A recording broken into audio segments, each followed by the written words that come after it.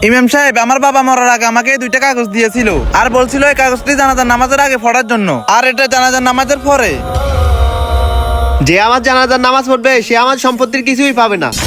আল্লাহু আকবার। নামাজ বন্ধ করেন ইমাম সাহেব, ধন সম্পদের লোভ কান্না আছে। আরে তুমি এসব কি বলতেছো? উনি তোমার বাবা হয়। আরে ভাইয়া, বাপ দামি না ভাই দামি, সব থেকে বেশি টাকা দামি।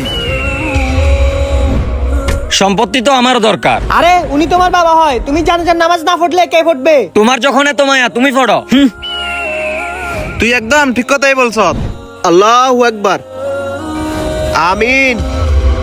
ইমাম সাহেব, নামাজ তো শেষ, এবার তো সব সম্পত্তি আমরাই পাবো। দাঁড়াও, আগে ওই কাগজটা পড়েনি।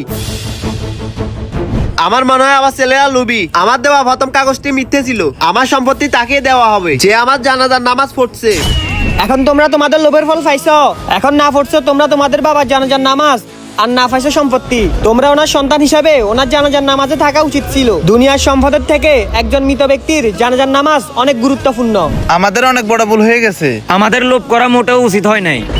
লোভী ব্যক্তিকে আল্লাহ পছন্দ করেন না। বাবাকে ভালোবাসলে কমেন্টে লিখুন আই লাভ বাবা।